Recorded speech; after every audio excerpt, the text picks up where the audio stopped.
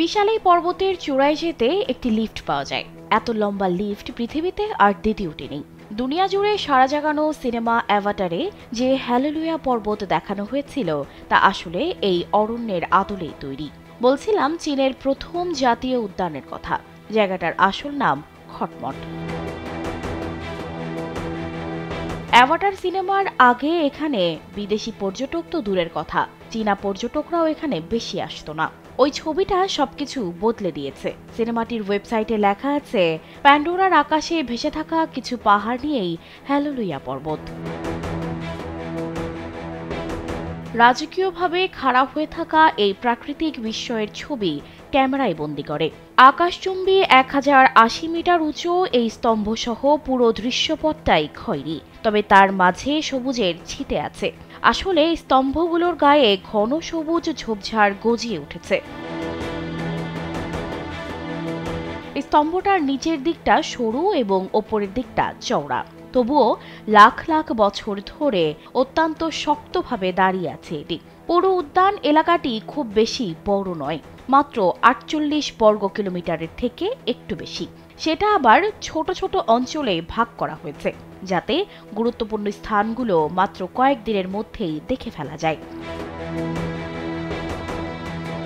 এই পাহাড়ে যেতে একটি লিফট আছে, যার নাম বাইলং এলিভেটর। এটি মাত্র 44 সেকেন্ডের মধ্যে 50 জন মানুষকে 326 মিটার উঁচুতে নিয়ে যায়। পর্যটন মরশুমে এই লিফটে চড়ার জন্য বিশাল লম্বা লাইন পড়ে। এই উদ্যানে তিয়ানমেন পর্বত আছে। এই পর্বতের ওপর থেকে নিচে যাওয়ার জন্য একটি কেবল কার যাতায়াত করে। 8 আসনের গন্ডোলাটায় বসে যাওয়াকে মানুষ বেশ উপভোগ করে। এজন্য এই পর্বত ঘিরে এত উত্তেজনা। এটা আসলে বিশ্বের দীর্ঘতম কেবল কার। 7 কিলোমিটারেরও বেশি পথ পাড়ি দিয়ে পাহাড় চূড়ায় পৌঁছতে এই কেবল কার সময় নেয় আধ ঘন্টা। মাথার চুল খাড়া করে দেওয়ার মতো খাড়া চড়াই পেরোতে হয় এই পথে। চারদিকে পাহাড় চূড়াগুলো এবং পাহাড়ি পথের এক একটিতে 360 ডিগ্রি দৃশ্যপট দেখা যায়। গোটা পথে 99টি তীক্ষ্ণ বাঁকও আছে। এখানে একটা জায়গা আছে, গুহার খিলান, যেটা দুটো পাহাড় চূড়াকে একসঙ্গে জোড়া লাগিয়েছে। চীনের লোকগাথায় বলা আছে, এই খিলানটা হলো স্বর্গের দুয়ার।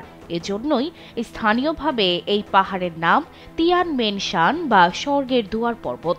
পর্যটকরা 999টি সিঁড়ি বেয়ে যখন সামনে দাঁড়ান, তখন চোখের সামনে স্বর্গের মতো একটি দৃশ্য দেখতে পান। সানজিদা রহমান, কালবেলা।